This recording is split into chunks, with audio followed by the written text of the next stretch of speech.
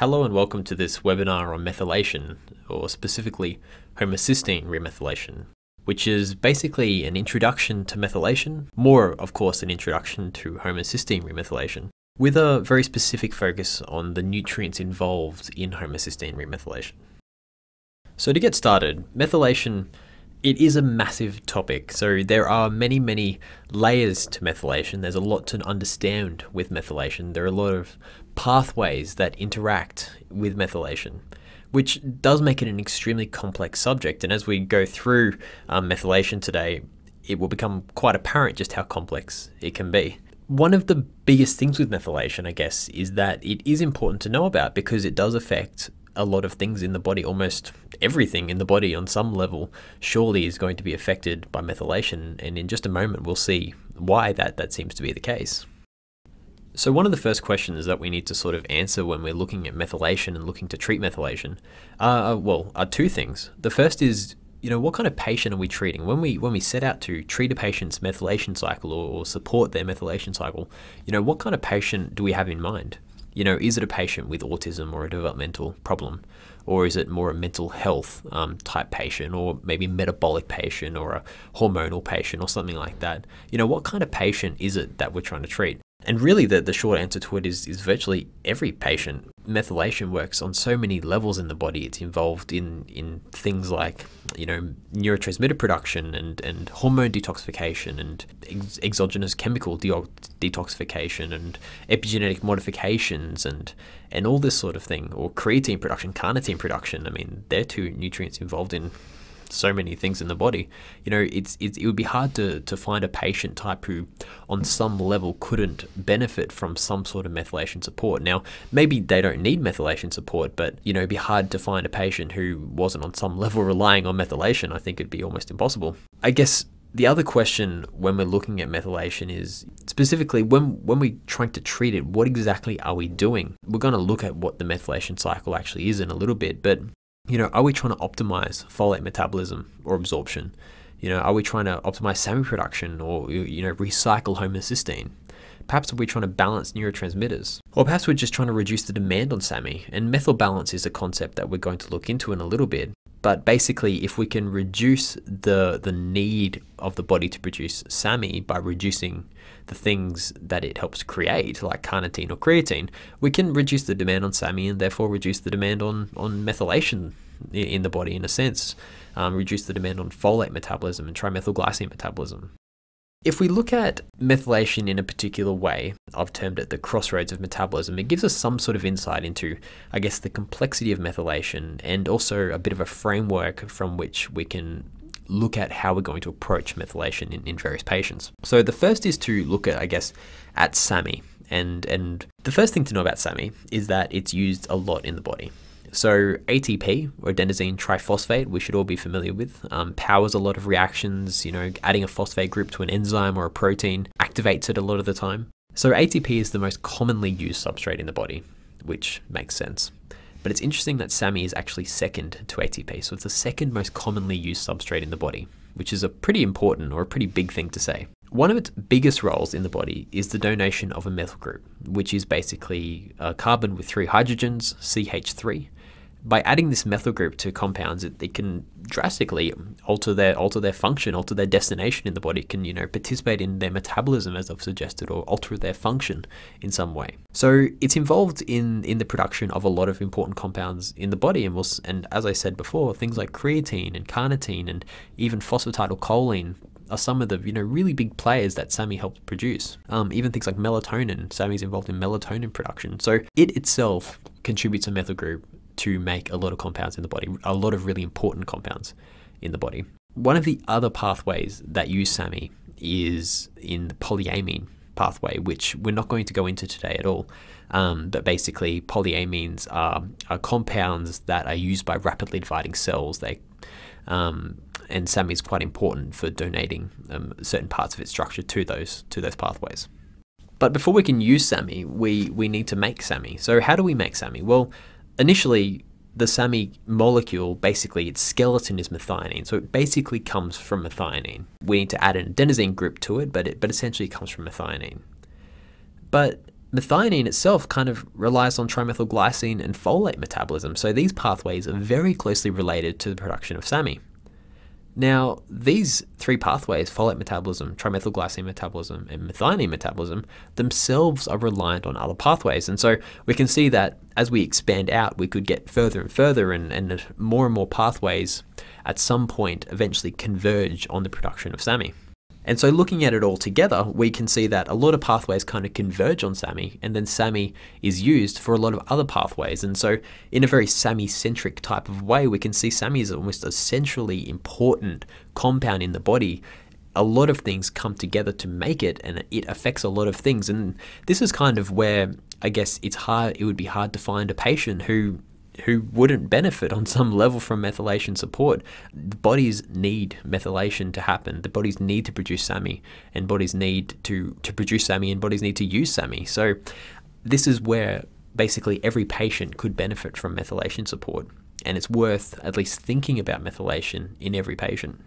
Not necessarily going to the extent of doing genotyping and this sort of thing, but certainly having a look at methylation. And what I'll go into further detail about this throughout this presentation. So broadly, what are we actually treating? When we go to treat methylation, what are we treating? Well, looking at this SAMe-centric type model, this crossroads of metabolism type model, it's clear that we're looking at basically helping the body make and regulate SAMe, or else helping the body to use SAMe, or at least reducing the demand on SAMe. So it is an extremely complex process. There are a lot of pathways involved here that I've kind of just briefly mentioned. Now, one of the most important pathways to address is homocysteine remethylation, and I'll go into what that actually means in a second. It's basically involved in the production of methionine to make SAMe. And so this webinar is all about homocysteine remethylation because it is quite a central process, and it involves some of the major nutrients that we're dealing with in day-to-day practice. So before we get started, we need to look at the methionine cycle. So what is the methionine cycle? The methionine cycle is all about essentially the recycling of methionine through SAMe back to methionine. Now, the first part of this cycle is, of course, methionine. So methionine is your sulfur amino acid. It could be considered almost a parent sulfur amino acid in the body. As we'll see, it becomes not only SAMe, but cysteine and taurine and these sorts of things. So methionine is converted in the liver to SAMe, essentially using the cofactor magnesium and basically adding adenosine to it, from where we get this S-adenosyl methionine sort of a name. So once methionine becomes SAMe in the liver then lets it go through the body tissues, and SAMe is used by a number of tissues in the body for various things. As we've stated already a few times, producing things like creatine and carnitine and phosphatidylcholine. And you can also see that polyamine pathway going the other way that I mentioned earlier. When SAMe is used in a reaction, it donates that methyl group. It donates CH3 to a compound to make these other compounds. When it's lost its methyl group, it becomes S-adenosyl homocysteine, or SAR. Now it's interesting that SAR actually can inhibit SAMe reactions. Now, SAMe reactions are called methyltransferase reactions, which makes sense because they're transferring a methyl group, therefore they are a methyltransferase reaction. So SAR inhibits methyltransferase enzymes. And in this way, it's very important. It's an important regulatory process in the body, because you can imagine if you had a lot of SAMe, if the body had no way of regulating that SAMe, then we'd be going around methylating everything in the body, which would cause all sorts of problems. You can see there's another pathway on this diagram. And this diagram, by the way, is from our methylation chart, our integrated methylation chart, which you can download on our website. This other pathway uses glycine, and I want to talk about this a little bit. When your body has too much SAMe, it needs to do something with it. It needs to store that methyl group somewhere else. It's not good to just sit on SAMe. Your body wants to store it elsewhere. And so what your body does is it actually gives that methyl group from SAMe to glycine via an enzyme called glycine N-methyltransferase, or GNMT. Now, GNMT is so important for regulating SAMe that if you drank you basically loaded on methionine, you consumed a lot of methionine, your body would actually naturally upregulate the enzyme GNMT. And more than likely, because it understands that because you've just had a lot of methionine, you've probably got a lot of SAMe coming up soon. And so it wants to prepare to store that methyl group somewhere else. Now, glycine is not illustrated on this slide, but on the chart it is. Glycine then becomes sarcosine. So glycine plus a methyl group is sarcosine. And the body actually really has no function for sarcosine except to store a methyl group. And we'll look at where sarcosine comes back into the folate cycle in a second. Now, the GNMT pathway, this glycine pathway, is actually not really inhibited by SAR, which makes it a very important pathway for regulating SAMe. Now, once we get to SAR, the body needs to do something with SAR. So what does it do? It converts it to homocysteine. Now, this conversion is actually a two-way process. A lot of these reactions that we're talking about in the methionine cycle, well, all of them aren't two-way. They don't go back, they just go forwards. The homocysteine to SAR conversion or SAR to homocysteine conversion, however, is two-way. The thing is that it's actually unbalanced towards SAR. So the body would much prefer to create SAR than it would to create homocysteine. So the way that we get rid of SAR is to really help clear out the homocysteine. This will unbalance the reaction a little bit and hopefully prompt the body to actually make homocysteine instead of SAR. Now, clearly it's important to get rid of SAR because you could have all the SAMe in the world, you could have the right amount of SAMe, but if you got too much SAR, then that's going to be inhibited. So we want to clear homocysteine so that we can clear SAR. But where does homocysteine go? Well, 40 to 50% of it will go back to methionine. And this is what this webinar is talking about today. It's how does homocysteine get back to methionine? And it does through two pathways, which we'll examine very shortly, the folate pathway and the trimethylglycine pathway. It's important, however, to be aware of this other pathway, the transsulfuration pathway, because the other 40 to 50% of homocysteine goes down this pathway. And in this pathway, which we're not going to go into in any detail today, homocysteine is converted to cysteine, and then cysteine can participate in all the reactions for which cysteine is important. It can be reformed a little bit, or it can be added to proteins such as glutathione. It can be modified structurally a little bit to be made into things like taurine, or it can actually have its sulfur group removed from it and become compounds such as hydrogen sulfide. As you can see here, there are two pathways to remethylate homocysteine back to methionine. You've got your folate pathway, which is behind the shield there, and you've got the trimethylglycine pathway, or the blue pathway. Now, I just want to point out a few things on this slide. The first is that there are a lot of different forms of folate, and they all are involved in this big recycling circle. Right at the start, we can see we've got THF. This stands for tetrahydrofolate. In a sense, it is kind of like the base skeleton folate. Through a series of reactions, it's converted to a variety of other forms of folate, which we've not named on this chart. So THF becomes another form of folate, which then participates in DNA synthesis. This other form of folate turns into yet another form of folate. This turns into 5,10-methylene tetrahydrofolate, which then becomes, through the enzyme MTHFR, which we'll look at later, 5-methyl tetrahydrofolate. Now, this 5-methyl tetrahydrofolate is the form of folate that your body uses to remethylate homocysteine back to methionine. But once it's lost its methyl group, it goes straight back to THF, or tetrahydrofolate, and it starts the process again. Now, you can see folinic acid is named on this diagram. Folinic acid is kind of an offshoot of the folate pathway. It's considered to be the most stable natural form of folate, and its placement on the metabolic cycle is actually quite interesting. Because it's so stable, it's more or less a storage form of folate. Authors believe that plants will put it into their seeds and spores to actually, store the folate for a length of time. The folinic acid is an offshoot of this pathway, and this is what this is trying to explain, that the folinic acid can feed into that particular folate at that point. Now, the trimethylglycine pathway is the other pathway. It's a compensation pathway. It's another form, it's another pathway that your body can actually use to remethylate homocysteine to methionine. And the process is quite simple. Basically, trimethylglycine loses its methyl group and becomes dimethylglycine. In turn, choline is a precursor for trimethylglycine. As we discussed, there are a lot of different forms of folate in the body. Now, what's interesting to look at is basically this movement of carbon. So there are forms of folate in the body that have 19 carbon atoms, and there are also forms of folate in the body which have 20 carbon atoms. And what is this 20th carbon atom? Well, it's the methyl carbon. It's that carbon that they actually give. So I said that there is a form of folate, there's actually two forms of folate, as illustrated on that chart, that contribute to DNA synthesis. And this DNA synthesis is actually the giving over of a carbon atom. 5-methyl tetrahydrofolate also gives a carbon atom, the methyl group, to homocysteine. So this 20th carbon atom is an extremely important carbon atom because it's the one that actually gets given to various compounds, to DNA and into homocysteine.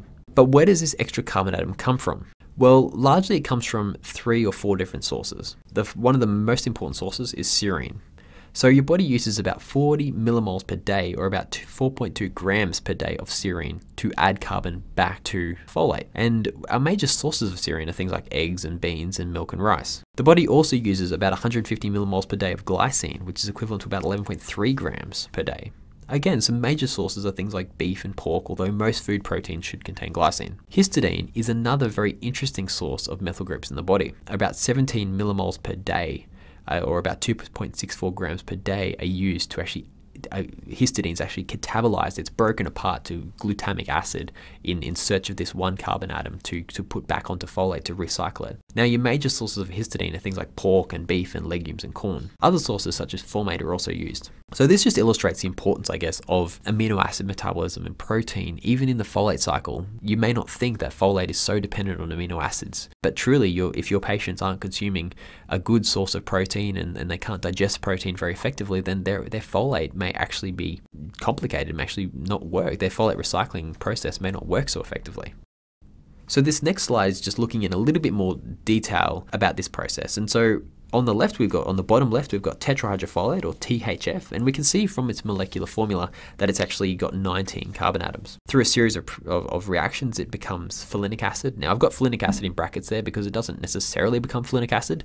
As I said, folinic acid is kind of an offshoot of the pathway. The body can store folinic acid over there and bring it back when it needs it. But basically, folinic acid has 20 carbon atoms because of where it sits in the cycle. Folinic acid then, through a series of reactions, can become 5-methyl tetrahydrofolate, which again has 20 carbon atoms. And so what's interesting there is I've put a red circle around the functional group, and we can see that folinic acid and 5-methylfolate actually aren't too different. They both have those 20 carbon atoms. There's just a slight reshuffling of folinic acid needed to become 5-methyl tetrahydrofolate. Now, what's interesting as well is then if we look at what happens to 5-methylfolate is, well, it gets added to it reacts with homocysteine. And we can see that homocysteine has 4 carbon atoms, whereas methionine has 5. And so here we can see that that 20th carbon atom is actually transferred to homocysteine to methionine. And then in the process, we make tetrahydrofolate, which clearly has 19 because it's lost its carbon to homocysteine. So it's just nice to look at the methylation cycle. It's all about this one little carbon atom whose origin really was either in the 5-methylfolate that you ate in your plant or in your supplements or something like that, or else in essentially serine or glycine or histidine or formate, these sorts of things. So just looking really quickly at some of the different deficiencies. So serine deficiency. Serine is considered a non-essential amino acid, although, it is obviously quite an essential compound in our body, but there's a lot that it can be formed from glycine, and there are possibilities for your body to actually produce serine. So it is quite unlikely to have a dietary serine deficiency unless somebody is very malnourished. However, there are a number of genetic problems that can cause serine deficiency, and also a variety of things like, quite intense viral infection can also induce a serine deficiency. And the adult clinical features in an adult that were reported were this kind of progressive polyneuropathy, or in children, seizures have been noted with serine deficiency, or genetic defects affecting serine.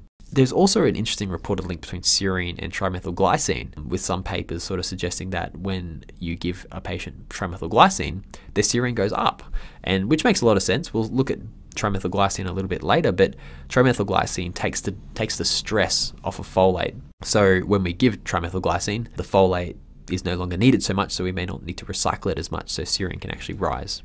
The next is histamine. So histidine, as I said, is a source of carbon group for folate recycling. Now, histidine can clearly become histamine. So what are some histamine deficiency symptoms? Well, they're things like feeling tired, inability to feel full, and a free-floating sense of anxiety or brain fog, these sort of symptoms, or even gastrointestinal disturbances, inability to produce hydrochloric acid.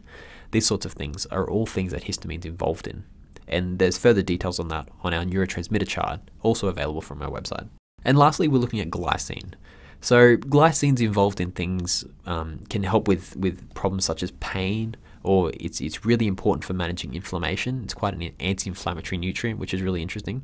It's also involved in sleeping, so it basically can inhibit orexin neurons, which can help to make your patient fall asleep. Also important for salicylate metabolism. And basically, your body will conjugate salicylates with glycine to help metabolize them out. And glycine also, a lot of glycine receptors are in the brainstem, and so it acts as an inhibitory neurotransmitter largely in the brainstem, which is, of course, where a lot of your peripheral stimuli are going to be coming through. So glycine can be used to help eliminate some of those hypersensory type symptoms that some people might suffer from. So now we move on to a very topical issue, which is MTHFR. So what is MTHFR? You may have heard of it. MTHFR is essentially a protein involved in the folate recycling cycle, so involved in folate metabolism.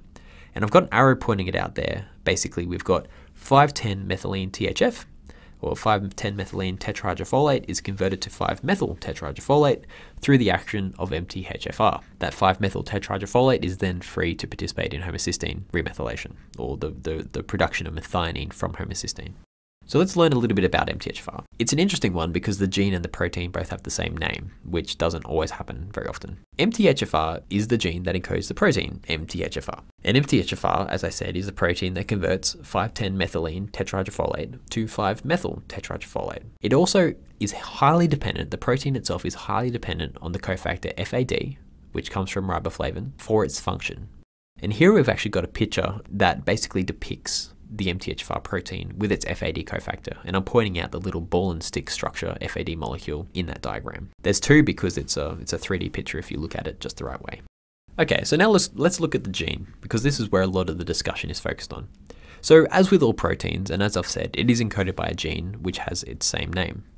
And as with all genes, it is essentially a series of nucleotides stored in the nucleus of the cell. Any nucleotide can really be altered. It so happens when you change one of the nucleotides, you actually end up with a slightly changed protein. As with all things in biology, function follows structure. And so when you change the structure of something, you change the function of it. Now, there are two mutations that we can test for in clinical practice. And these two mutations are MTHFR C677T and MTHFR A1298C. Now, these tests are performed by a process known as genotyping. So it's important to point out that genotyping only searches for these specific polymorphisms. They're called single nucleotide polymorphisms, or SNPs. So when you get your client's MTHFR gene tested, they're not testing for every possible polymorphism. They're only testing for these two polymorphisms. Now, there are a number of polymorphisms that can occur in MTHFR, some of them extremely severe, causing epilepsy and this sort of thing in early infancy. So the C677T and the A1298C, they don't cause that sort of level of problem. Their issues are much more later in life. You might find problems with homocysteine, or even in childhood, there are some problems that have been listed. So the terminology that we're going to be using. Within the body, there are two copies of every gene. Realistically, either one of those copies can be mutated or it can be normal. Just looking at the C677T polymorphism, when both copies of the gene are normal, in which case the 677th nucleotide would have cytosine, we consider them healthy. That's a normal gene. The person is, the MTHFR genotype is fine. When the 677th nucleotide in just one gene, however, is converted to thymine instead of cytosine, we consider this patient heterozygous for the C677T mutation.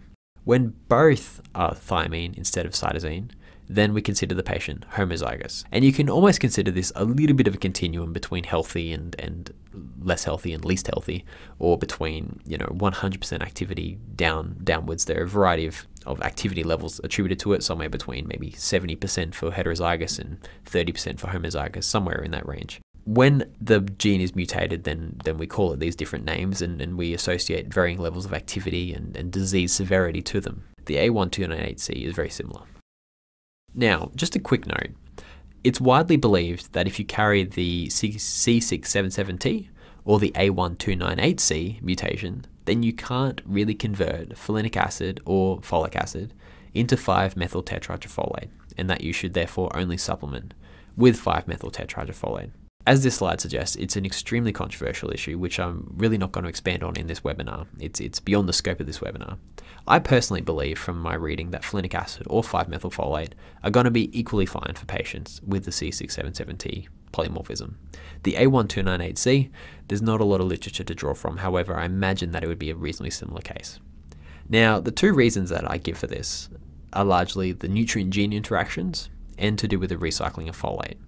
So a lot of literature looks at interactions between various nutrients and MTHFR and homocysteine and this sort of thing. And overwhelmingly, they suggest that if you have adequate B2, and especially adequate B12 and B6 and this sort of thing, that MTHFR, the effect of MTHFR can actually be minimized a lot. So it's a lot to do with the gene actually interacting with the nutrient, which causes the effect. The gene doesn't have the final say, so to speak, on the actual phenotype or on the actual characteristics of the patient. Folate and vitamin B2 are particularly important nutrients for this. The recycling of folate is also a really interesting issue to look at, and basically if you look at how fast the body remethylates methionine or remethylates homocysteine back to methionine every day, you would actually come to a conclusion where you're using about 6 grams of methylfolate every day. Now, the body doesn't really have 6 grams of folate in it, which really comes back to the recycling concept. Your body might only have between, say, 10 to 20 milligrams of folate. So your body does need to recycle each folate molecule 2 or 3 times every day to actually, or whatever it is, to actually get enough folate to make that 6 gram mark every day. And even in patients carrying the C677T genotype, we find that still the body's demand for folate is going to be somewhere in the range of 6 grams a day. And so it's a little bit unreasonable to assume that the body can't recycle folate in patients who carry the MTHFR genotype based on that. But certainly this is an area for future discussion. If you only do want to supplement with 5-methyl tetrahydrofolate, that's fine. 5-methyl tetrahydrofolate clearly is the most common form of folate in the plant kingdom, and in animals and that sort of thing. And so in your usual healthy diet, you will be consuming 5-methyl tetrahydrofolate. So on that level, it kind of makes sense to supplement with it as well. So it is a personal choice, but I do believe that folinic acid would be fine based on a variety of studies that I've read. So on the topic of genes, there is just one fact that I do want to point out, and this is this continuum between the gene and its protein, which is quite important to be aware of when we're looking at gene problems and gene defects and that sort of thing, because it's important to be aware that there's more to, I guess, the protein working or being present in the body than simply its a gene. And the various factors are things like this. For instance, on the left-hand side of the page, we have the MTHFR gene. The MTHFR gene can have a mutation in it. So for instance, in this case, we've got the C677T mutation in the gene. Now, the gene can actually be epigenetically modified. We're not going to go into epigenetics because it is a very big topic, but basically a gene can be modified by a number of different functional groups added to it. One of them is a methyl group, another is a acetyl group, and there's a couple of others. Generally, adding a methyl group kind of tightens the genome, so it prevents transcription, whereas adding a acetyl group generally relaxes the chromatin and enables transcription to take place. So in this case, we've got a study which is actually really interesting, where end-stage renal disease patients actually have a higher level of methylation of the MTHFR gene. Now, is this dependent on the genotype? Is it dependent on polymorphisms or not? I'm not sure. Why does it happen? I'm not sure either, but it just stands to reason that, you know, whether you had the C677T or not, if it's methylated, then it may not be transcribed really anyway. And so this is another reason why MTHFR may not work as effectively. It's not just about the gene itself. Above epigenetic modifications, you've actually got the transcriptional regulation. So does the body even ask for the gene to actually be transcribed? And so here we've got, interestingly, MTHFR transcription downregulated during arterial hemodynamic conditions in someone's study. So where they've actually induced certain blood vessels to a high blood flow, for some reason decrease the transcription of the MTHFR gene. And surely that's not going to be the only case where MTHFR is actually transcriptionally regulated. SAMI is another instance. SAMI will decrease the transcription of MTHFR. And so whether you have the gene or not, whether it's epigenetically modified with a methyl or acetyl group or not, again, will be subject to the body's decision on whether to transcribe it or not. And then once we've actually transcribed it, well, then we need to make sure there's enough substrate or cofactor there, because if there's not substrate there, then it's not really going to work. And similarly, if there's not cofactor there, then it's not going to work either. And so as you can see, there's a number of layers between having the gene and having an active protein that we need to look at. And this presentation is really going to look at the transcriptional regulation very, very briefly, but more so the substrate and cofactor availability, because this is quite an important area, and it's also a very easy area for us to address. It's much harder to and much more expensive for our patient to undergo expensive testing and this sort of thing, when a simple nutrient prescription, simply addressing substrate and cofactor availability, might be enough. And so for this reason, that I do believe this presentation is valuable to practitioners to learn about methylation, because it's the sort of the first things that you should do. You know, what should you do when your patient comes in? They may have the MTHFR polymorphism or not. Perhaps they just have a mood disturbance, or perhaps they just have difficulty detoxifying things, or whatever it might be. And you think, I need to address this patient's methylation cycle. Looking at nutrient, cofactor, and substrate availabilities is a great first point. So just to point out, there are a number of speakers in the field that really go into a lot of depth on nutrigenomics, and I've listed the names on this slide. So definitely worth looking them up if you're interested. Okay, so the first phenomenon that I do want to look at, because it speaks not only to the MTHFR gene, but also to healthy people or people who don't carry the polymorphism, is this concept of nutrient-gene interaction. And so here we've got a series of slides, very, very similar in some respects in terms of interpretation of them. But on this particular slide, we've got two broad groups of people. We've got patients with low plasma riboflavin, and we've got patients with high plasma riboflavin. Now, within these groups, we've looked at the folate levels, the cobalamin levels, and the vitamin B6 levels of these patients. So in people with low plasma riboflavin levels, we've said, what's your folate like? What's your cobalamin like? What's your vitamin B6 like? Now, within these groups, we've further subdivided these patients into CC, CT, or TT genotype. So people who don't carry the polymorphism, people who are heterozygous for the C677T polymorphism, and people who are homozygous for the C677T polymorphism. And then within those groups, we've actually looked at the concentration of the B vitamins against the difference in homocysteine. So there's quite a few layers there, but what we're looking for is a high column. So the larger the column, the more sensitive that particular person is to alterations in that particular nutrient. So for instance, we're looking at the folate line on the top left-hand side. Under the TT genotype, there's a massive column for folate. That's telling us that when you have a patient who has low plasma riboflavin and who also carries the TT genotype, if they are highly sensitive to changes in folate. Similarly, slightly below it, quite sensitive to changes in cobalamin and a little bit less sensitive to changes in vitamin B6. When the patients have high plasma riboflavin, however, we can see that the columns drop. So this is telling us that patients aren't so sensitive to folate when they've got quite enough riboflavin, not really sensitive to B12 and B6 as much either. And if we look at the next slide, we can begin to see again, if your patient has low serum cobalamin, folate's extremely important, riboflavin, extremely important, less important if you've got high serum cobalamin. Next slide, low plasma vitamin B6, folate important, riboflavin important, cobalamin important, especially when you carry the TT genotype. Interestingly, even when you've got high plasma B6, the folate and the riboflavin are actually still, quite sensitive. And then we're looking at low serum folate. So here we've got, if you've got low serum folate, if you carry the TT genotype, really quite sensitive to riboflavin, not so much if you've got high serum folate. Cobalamin, again, quite important when you've got low serum folate, and you can see the other relationships there. So this is telling us that there is a clear nutrient-gene interaction, and there's also a very important B vitamin synergy occurring in patients who carry both the C677T polymorphism and patients who don't carry the C677T polymorphism. When we have a deficiency of one B vitamin, our sensitivity to the other B vitamins increases. So it's important to give B vitamins as a complex.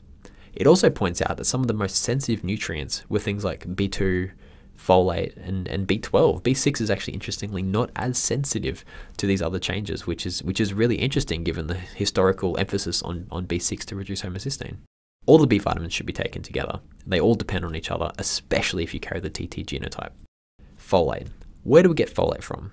Well, one of the major sources of folate is, of course, vegetables and egg yolk, and microflora, interestingly.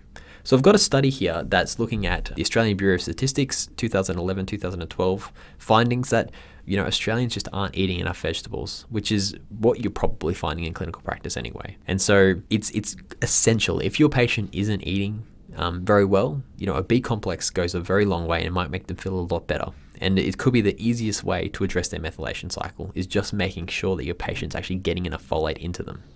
Now, this is a critical issue as well, because even if they do have enough vegetable intake, are they overcooking it? Are they boiling all their vegetables? This sort of thing. Are they eating any raw vegetables?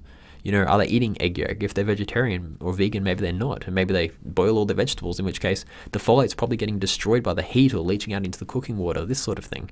And so there's a number of factors that can actually affect folate getting into the body. There's another factor which we'll look at in just a moment regarding the gastric acid's effect on folate.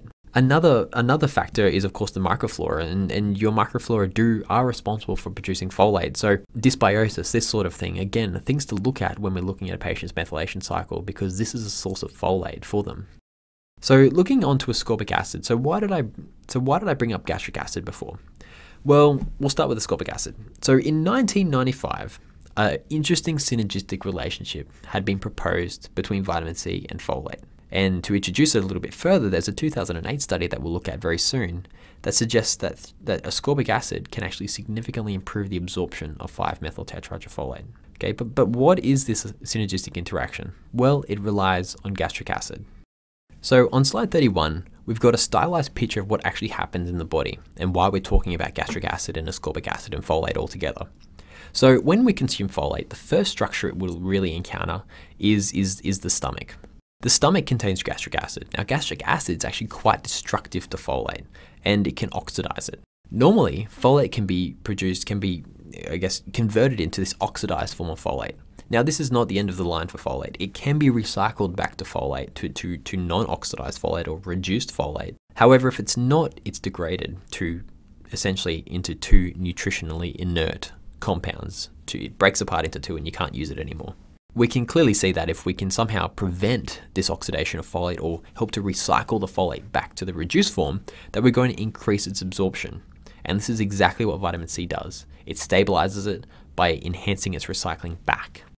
The next slide, we've got a more technical description of what's happening. So in the stomach, the normal gastric pH can actually degrade 5-methyl tetrahydrofolate into 5-methyl dihydrofolate.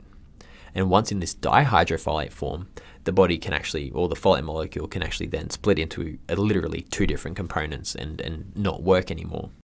And on this slide, we've got a picture from a 1995 article actually describing this process where we've got 5-methyl tetrahydrofolate. We can tell by the H4 on the left, that's a tetrahydro, or 4 hydrogens, back to 5-methyl dihydrofolate on the right.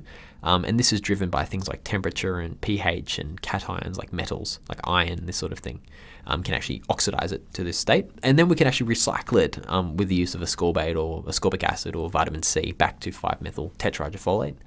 And if we don't, then 5-methyl dihydrofolate ends up as two different bits.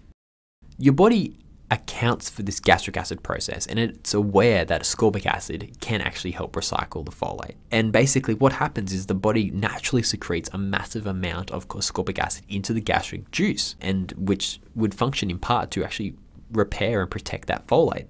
It's interesting that the body actually pumps it against 5 times against the concentration gradient. So the gastric lumen contains 5 times more vitamin C than the serum. So the body really tries to get as much vitamin C into the gastric lumen as possible.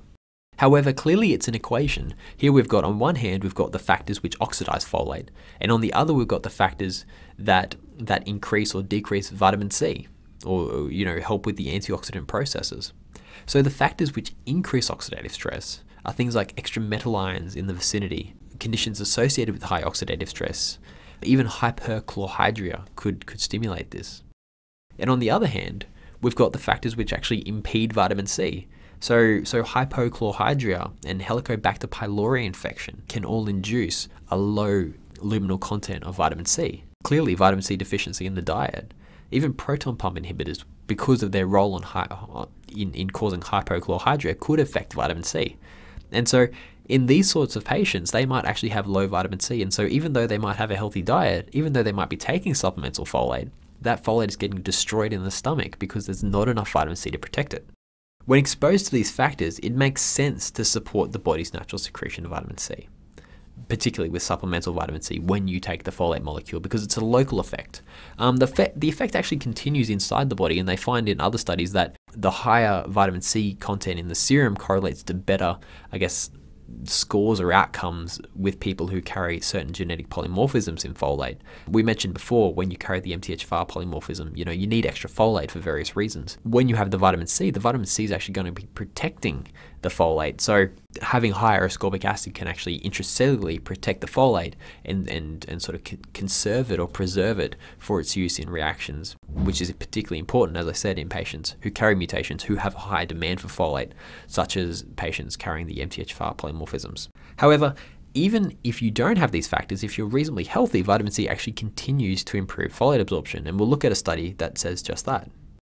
So here we've got a 2008 study published in the European Journal of Clinical Nutrition that used 4 different groups to establish that 5-methyl tetrahydrofolate absorption was significantly improved with vitamin C use. Now, for those critical listeners, you might be aware of some issues surrounding the interpretation of folate bioavailability studies.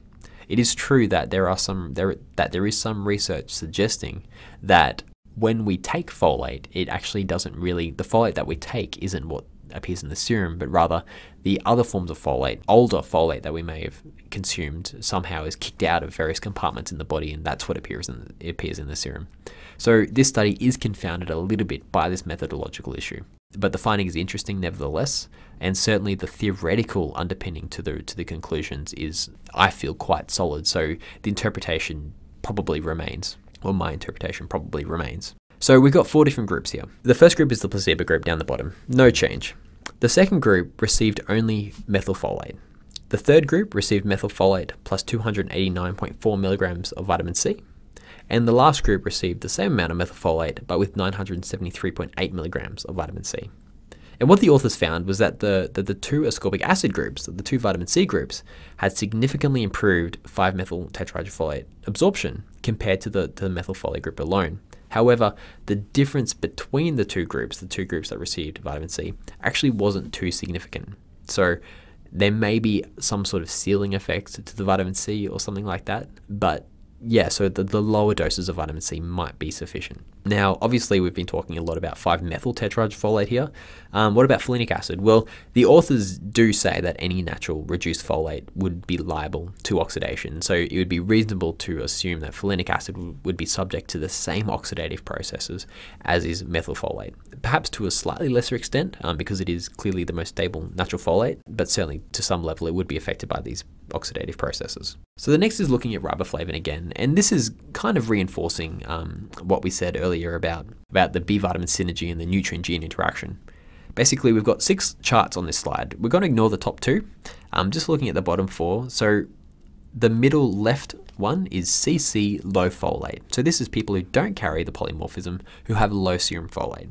And we're looking at the plasma riboflavin. As we move to the right, the plasma riboflavin goes up within that one little square, and we're looking at the change in homocysteine. And so we're looking for a difference in the graph. So in people who don't carry the C677T polymorphism, who have low folate status, we can see that there is some relationship between increasing levels of riboflavin, of plasma riboflavin, and changes in homocysteine. Looking just to the right of that, people who do carry the polymorphism, who have low folate, there's a massive relationship between increasing plasma riboflavin and changes in homocysteine. People who, moving down to the bottom left, CC high folate, don't really carry the polymorphism, have quite high folate. As we saw earlier, they're not so sensitive to riboflavin, and we can't see much of a relationship there. But even if you do have high folate in the group just right to that, CT, TT, high folate, if you do carry the polymorphism and you have high serum folate, still there will be a relationship between riboflavin. And so why is it the case that riboflavin is actually related in this instance to MTHFR? Well, basically the C677T polymorphism causes a form of MTHFR which has less affinity for its FAD cofactor. So we said earlier that MTHFR needs FAD, the cofactor FAD, to be bound to it for it to work. When you have the C677T polymorphism, that FAD cofactor just falls off more readily, more easily it falls off. And what studies have found is that by actually by increasing plasma riboflavin, by doing these sorts of things, we may be able to force the body to produce more FAD, and this greater quantity of FAD kind of forces MTHFR to work more effectively. And this might be why we find an effect in people who do carry the MTHFR C677T polymorphism, why when they take riboflavin and folate, they actually have an improved homocysteine, is because potentially riboflavin is you're producing greater quantities of FAD, which are sort of binding to MTHFR and improving its activity. At the same time, folates have been found to improve the binding of FAD. So there's one study that used 5-methyl tetrahydrofolate and found in an in vitro model that 5-methyl tetrahydrofolate reduced the loss of FAD. So somehow when 5-methyl tetrahydrofolate bound to the MTHFR protein, the FAD just didn't fall off anymore. And they sort of thought that's interesting, and then they tested a folate antagonist and found a very similar effect, and so concluded from that any form of folate that binds to MTHFR may also prevent FAD loss. And what else would bind to MTHFR but its substrate, 5,10-methylene tetrahydrofolate. And so it would stand to reason that by increasing folate and by increasing vitamin B2, we can make the MTHFR protein work more effectively, especially in patients carrying the C677T polymorphism. The A1298C, there's less known about it. Structurally, we don't know necessarily how the polymorphism affects it. There are some theories around SAMe binding and this sorts of thing, but I've not seen a paper that specifically addresses that issue. So if we take this FAD hypothesis just a little bit further, we actually find that thyroid hormones are really important for the production of FAD, such that low thyroid might influence FAD production. Low thyroid, hypothyroidism might result in low FAD production. And what we've got here is a study that basically took hyperthyroid people and gave them anti-thyroid drugs, and we find that their homocysteine goes up. This is, well, in people who carry this C677T polymorphism. And this makes sense because when their thyroid hormone levels drop, FAD levels drop, which means that MTHFR now has less FAD available to it, and it stops working as effectively. And so this would have implications for, clearly, hyperthyroid patients going on to anti-thyroid therapy, but potentially also hypothyroid patients, people who, iodine deficient, selenium deficient, these sorts of things, or even just straight out hypothyroidism. Maybe they need extra support there, extra B2, extra folate, or even riboflavin 5-phosphate might help, the activated form of riboflavin. So moving on to vitamin B12, another really critical nutrient as we saw in the earlier slides. So vitamin B12 is critically important for the remethylation of homocysteine. And we can see here that we've got 5-methyl tetrahydrofolate, or CH3, becoming tetrahydrofolate through actually donating its methyl group to an enzyme called methionine synthase. Now, methionine synthase has cobalamin built into it. So what happens is basically the methyl group is transferred from 5-methyl tetrahydrofolate and given to the cobalamin cofactor present in methionine synthase. This cobalamin cofactor then becomes methylcobalamin, and the methylcobalamin then donates its methyl group to homocysteine to become methionine. Now, when the methylcobalamin cofactor, or when the cobalamin cofactor doesn't contain the methyl group on it, it's just straight out cobalamin, and it's actually liable to oxidation, in which case we rely on another enzyme called methionine synthase reductase to reduce it back. Now, this is a vitamin B2 dependent reaction. So what happens when we don't have enough vitamin B12? Well, potentially we enter what's called the methylfolate trap. The methylfolate trap, we'll slowly talk through this slide because it's quite an interesting process, but it's a bit of a chicken and the egg sort of a thing. So here we've got a cross over methionine synthase, the B12 dependent reaction, because we don't have enough B12 there. When we don't have enough B12, methionine synthase clearly doesn't work. What happens when methionine synthase doesn't work? Well, homocysteine to methionine conversion happens at a slower rate. This means that SAMe levels drop. I said earlier that SAMe transcriptionally regulates MTHFR. So when you have a lot of SAMe, MTHFR regulation drops, which makes sense because 5-methylfolate's primary job is to make more methionine for more SAMe. So when you have enough SAMe, your body says, you know what, you can keep that folate for DNA production. I don't need it as methylfolate anymore. And so MTHFR goes down. Conversely, when you don't have much SAMe, well, there's no regulation of MTHFR. And so it's transcribed, and MTHFR is a great protein. It's really effective at converting 5,10-methylene THF, or tetrahydrofolate, into 5-methyl tetrahydrofolate. And it does so at great speed. When you don't have enough SAMe, your 5,10-methylene tetrahydrofolate is just getting raced into the 5-methylfolate form. But we look at it, we say, 5-methylfolate can't actually go back to 5,10-methylene THF. It can't go back through MTHFR. The only possible pathway for it is to turn into tetrahydrofolate again. But to do that, it has to give its methyl group to homocysteine. But it can't do that because methionine synthase doesn't work because there's no B12. And so what you end up with is a massive accumulation of 5-methylfolate. With no escape, essentially the 5-methylfolate just continues to grow because the low SAMe drives MTHFR to work more effectively, or the low SAMe doesn't provide a transcriptional regulation of MTHFR. Your body doesn't know to shut off MTHFR. And so you end up with all your folate as 5-methylfolate. And this has implications for the storage of folate in cells. For a cell to contain or store folate, it needs to add glutamates to it.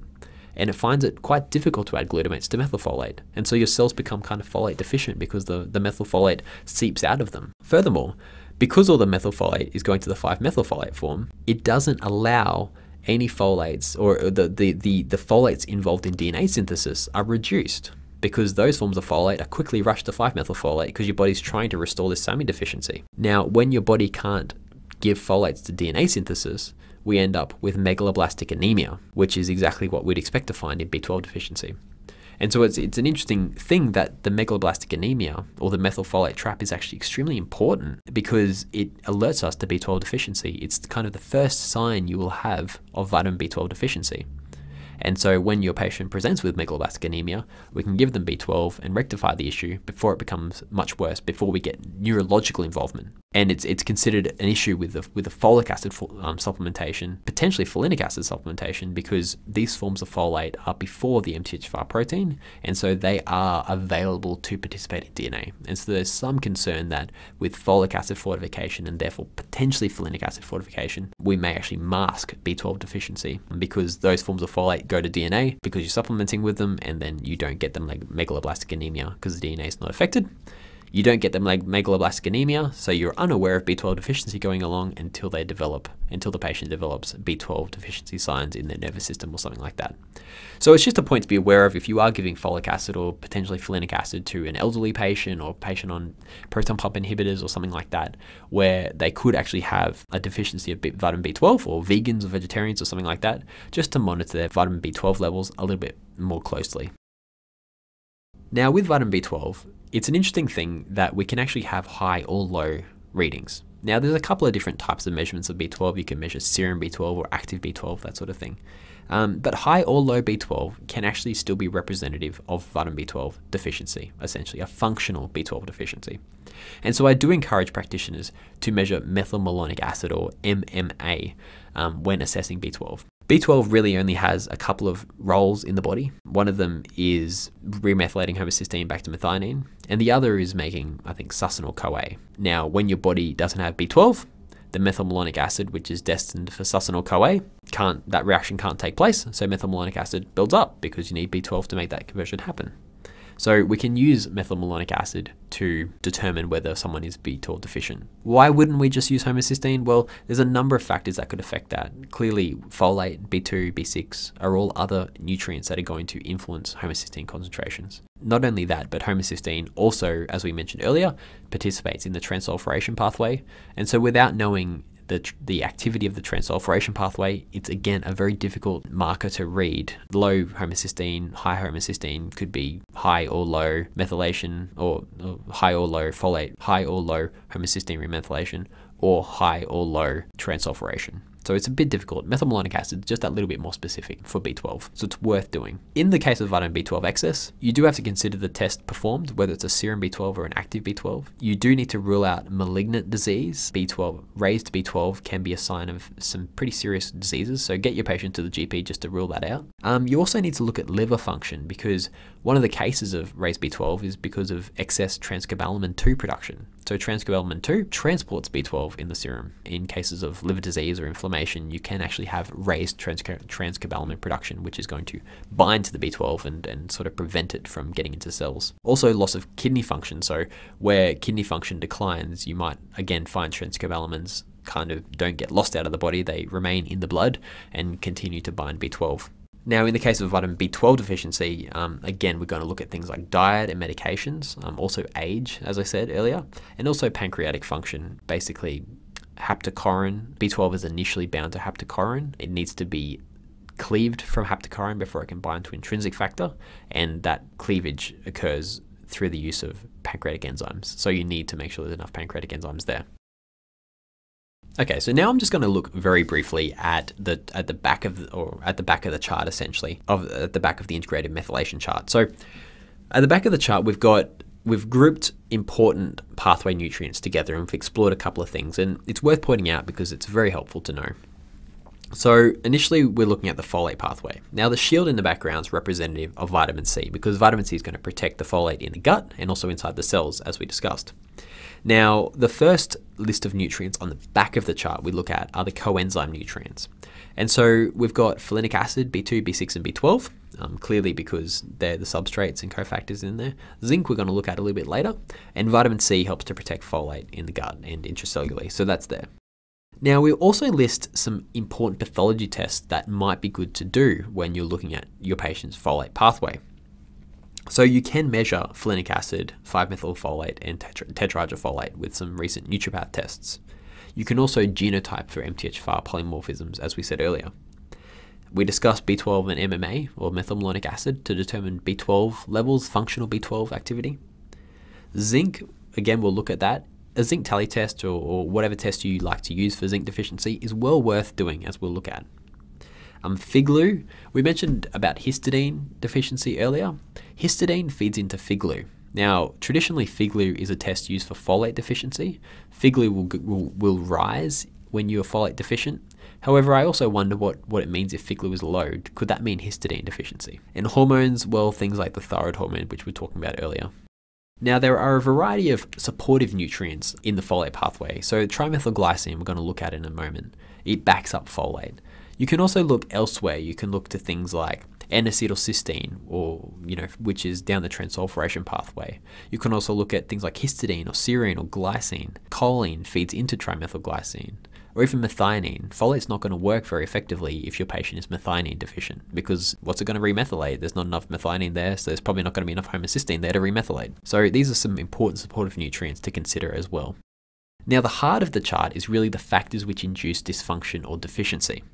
And so here we've looked at a variety of conditions, medications, heavy metals and nutrients, lifestyles and diets that could actually reduce or serve as risk factors for your patients of those particular nutrients. So here we're looking at things that can induce deficiencies of folate, B2, B6, B12, zinc, and vitamin C. And we've considered all these nutrients together because they do kind of all work together and back each other up. It's a synergistic combination of nutrients there. And so any of those factors could indicate a need to supplement with extra B vitamins or zinc or vitamin C, that sort of thing. And lastly, just some signs and symptoms of folate, B2, B6, zinc, and vitamin C deficiency. So some things to look out for in your patients. If you see these, you might be thinking that they might have an issue with the remethylation or the folate-dependent remethylation of homocysteine, specifically the folate-dependent remethylation, because these are signs and symptoms of folate, B2, B6, B12, zinc, and vitamin C deficiency. There are also a variety of signs and symptoms for other things as well, so it's important to always be critical, but this is a good guide. We're now going to look at trimethylglycine metabolism. As I said, this is the pathway that backs up folate. So essentially we've got choline is a precursor to trimethylglycine. Trimethylglycine is also called betaine, you'll see a lot.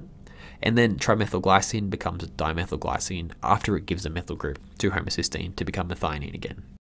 Okay, so just some clinical notes on trimethylglycine. So trimethylglycine is a major cellular osmolyte. So what that means is that trimethylglycine acts to keep water inside cells. So even though a cell might not contain many electrolytes or anything like that, and the water wants to seep out of it to restore that osmotic balance, trimethylglycine actually helps to keep it inside the cell. And it's interesting that plants naturally produce trimethylglycine in conditions of drought or high salinity. And so when a plant, is trying to keep onto its water, it will produce trimethylglycine to hold onto that water. And that benefit is given to us when we consume the plant, which is really nice. It's also potentially good for athletes for this reason. If you've got athletes who are going to participate in, marathons or something like that, or, things where they might become dehydrated, trimethylglycine's a good consideration. We want to watch the dosing, however. The clinical trials do use between 2 and 4 grams of trimethylglycine, but we've briefly mentioned the transsulfuration pathway. Homocysteine, 40 to 50% of homocysteine naturally and should go to cysteine. And if we are converting 80% of homocysteine back to methionine, then clearly the transsulfuration pathway is missing out. So we just need to be conscious of that. Whether you use pathology tests or patient symptoms to guide, it's up to you, but just be aware maybe 1 gram or 1 to 2 grams might be enough to give your patient. So trimethylglycine does appear to have a function in the brain, but this is still being explored, and we might have further things on this in the future in the education center as more information comes to light. As I've said a few times, trimethylglycine does balance out folate. Your body has redundant systems built into it. The remethylation of homocysteine back to methionine is so important that if your body didn't have a redundant system, didn't have a backup pathway, then it would be very unwise and you'd have probably a lot more unhealthy people in the world. So your body naturally has the trimethylglycine pathway to counter for it. There will be times when you don't have a lot of folate in your body, or B12 or B6 or B2 or zinc, or zinc's important. But if you didn't have trimethylglycine there, if your body didn't have the capacity to get a methyl group elsewhere, then you would be quite sick. And so your body draws that methyl group from trimethylglycine. However, be aware that if your body is using trimethylglycine, then if you're not eating it, where's it going to come from? Well, it's going to come from choline. And we know that choline is essential for things like acetylcholine, neurodevelopment, all these sorts of things. Choline is a really, really, really important nutrient. And so if you are not consuming trimethylglycine and you're deficient in folate or B2 or B6 or B12, then potentially you could become deficient in choline, which is going to have a lot of other different effects. BHMT, which is the enzyme that takes the methyl group from trimethylglycine to give to homocysteine, BHMT stands for betaine homocysteine methyltransferase, does seem to be regulated by various hormones, but things like estrogen and cortisol and this sort of thing.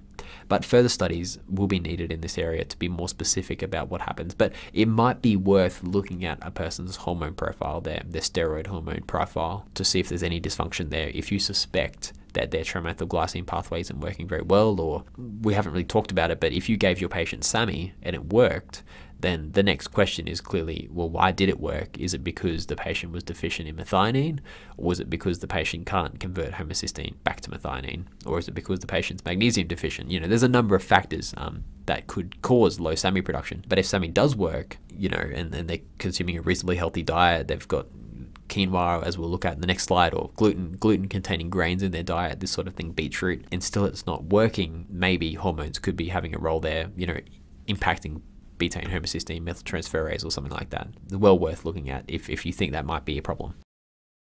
As I said just before, there are some important dietary considerations when it comes to betaine, or when it comes to trimethylglycine. So gluten-free grains, unfortunately, naturally are quite low in two things, probably a variety of things, but two things here: magnesium and trimethylglycine.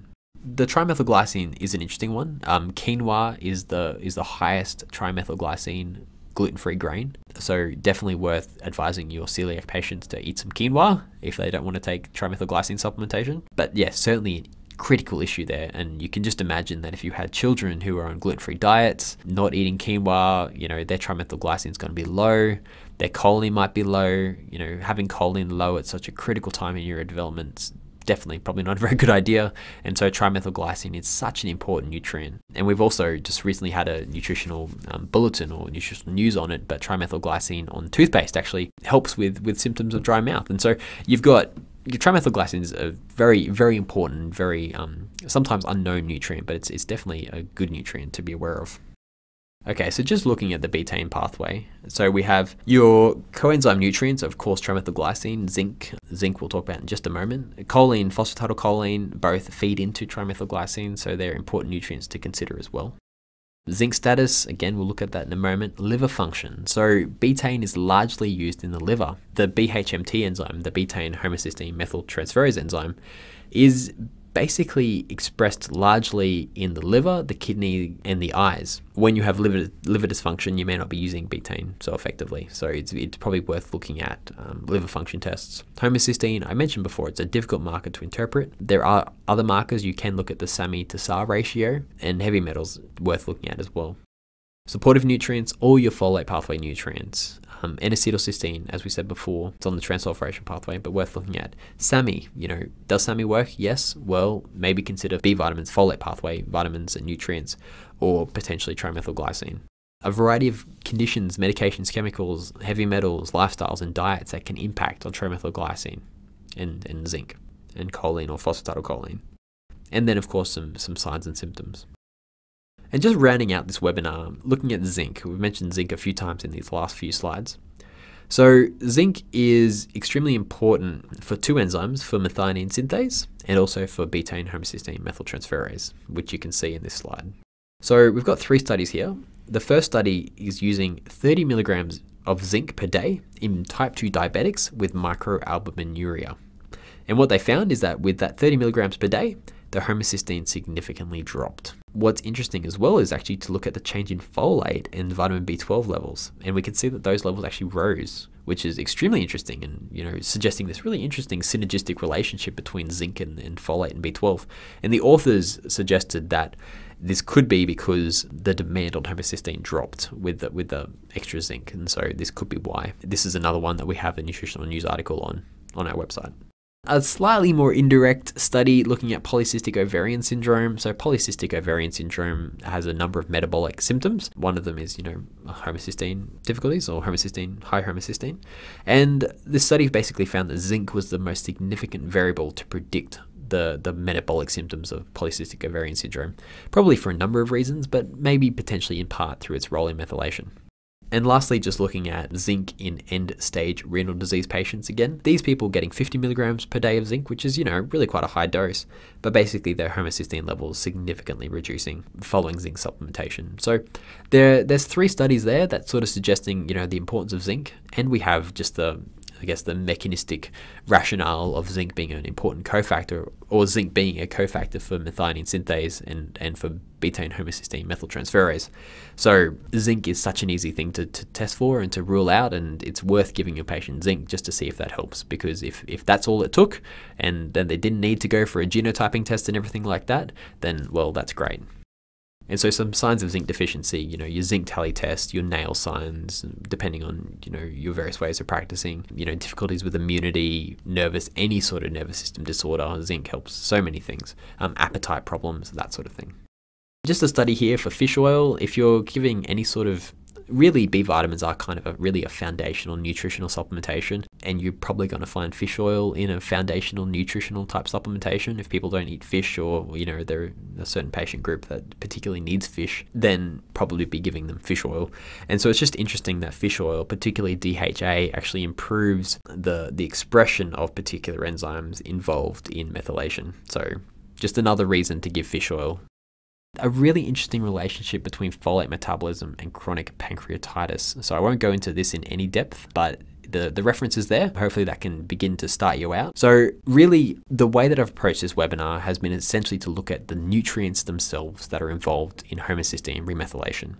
And we've mentioned a few times that there are a number of diseases and medications and problems, vitamin C being low, or hypochlorhydria or kidney dysfunction that could impact on various nutrients involved in remethylation, and that we should probably try to rule out these sorts of things first before we go into too much depth with our patient, depending on the nature of the case and this sort of thing. And so this chronic pancreatitis does serve as a bit of a introduction to that method of thinking, and sort of going, okay, well, what other diseases could impact on folate, or could impact on B12 or zinc or anything like that? And does that come back to homocysteine and to changes in SAMI? And it's always interesting to find this full circle approach where we sort of think of this disease that we wouldn't traditionally have associated with methylation, but because it affects nutrients involved in methylation, actually is involved in methylation, and it's nice to see that come together. So hopefully this study can serve as a bit of maybe a starting point to that journey. Now, just with pathology, Nutripath does have recently launched a number of pathology tests that you can run. Things like the SAMI to the SAR ratio, which is really important. As I said earlier, that you can measure different forms of folate, their folinic acid, their tetrahydrofolate, and their 5-methylfolate. You can measure methylmalonic acid. You can measure FIGLU. You can measure a lot of really critical things. And so if you do want to get into your patient's biochemistry in a lot more depth, these sorts of tests are going to be really important and really interesting. But certainly worth ruling out at least a B vitamin or zinc or fish oil first, because it could be that simple. Okay, so really bringing this all together, the first things that I would consider when I'm treating a patient's methylation or supporting a patient's methylation cycle really is an activated B complex, especially one containing folinic acid or 5-methylfolate, depending on your leaning, and riboflavin 5-phosphate. I'd definitely be looking at trimethylglycine. Trimethylglycine is going to get you out of all sorts of trouble with folate metabolism because it's the backup redundant pathway that your body uses. Also zinc. Zinc is a critical folate coenzyme and a critical trimethylglycine coenzyme. It helps with the remethylation of homocysteine, and it's absolutely essential. And so if your patient's deficient in zinc, it doesn't matter about MTHFR polymorphisms or folate consumption or B12 or trimethylglycine, because it's not going to work because you don't have the zinc there. So it's just such a simple thing to rule out first. And of course vitamin C, because vitamin C protects folate in the gut and inside the cells. And because folate is so important to these processes, protecting it is paramount, and vitamin C does that. So it's well worth considering that, particularly in those patient groups who might have impaired vitamin C for various reasons, like the gastritis patients or the proton pump inhibitor patients or something like that. There will no doubt be some listeners who are thinking, this is too simple. They've looked into it, and yes, methylation is not really that simple. There are layers and layers and layers of complexity and understanding that are yet to be explored. So some patients may respond really, really poorly to a B complex. They might get more anxious or something like that. And there are ways that we can deal with that, which this webinar hasn't gone into. But if you at least look initially for signs or risk factors for nutritional deficiencies or mineral deficiencies, then this is surely a good way to go. Not everyone is going to react really strangely to B vitamins. A lot of the time, that might be all that they actually need. I guess one of the main things is just don't go crazy with dosing. If you're going to give methylfolate or 5-methyl tetrahydrofolate, don't give them milligrams of it. Give them 500 micrograms to 1 milligram, these sorts of things. We didn't explore it, but 5-methyl tetrahydrofolate actually inhibits that enzyme GNMT, glycine and methyltransferase, which we talked about at the start of the webinar. And so you can interrupt your body's metabolic processes with high-dose 5-methyl tetrahydrofolate supplementation, and potentially with folinic acid or folic acid supplementation. Future education center content will focus in on other areas of methylation because there's a lot more to explore. We did sidestep a lot of the controversy today, a lot of the folinic acid versus 5-methylfolate controversy, a lot of the folic acid controversy.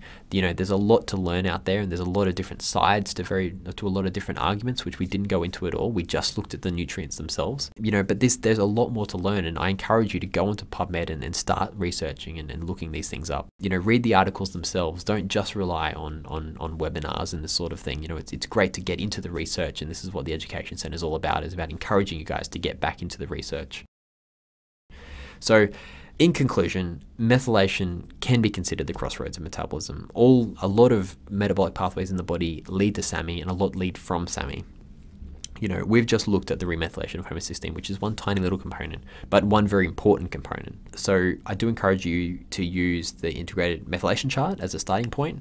If you're not really familiar with methylation, haven't learned a lot about it, just relax, use the chart, look for signs of deficiency, look for risk factors of deficiency and prescribe according to that. However, be mindful that your patient might respond weird to it, might respond very strangely to it. And if that's the case, look it up or call us at tech support and we can talk you through this sort of a thing. Yeah, as I said, relaxed methylation is extremely complex. There's a lot more to learn, but at the same time, you can approach it in a very simple manner. And the best way you can do that is just rule out nutritional deficiencies first.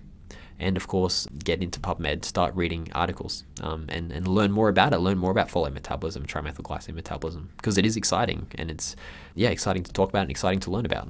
So thank you for listening to this webinar on homocysteine remethylation. Hopefully you learned a fair amount, and I'll talk to you again.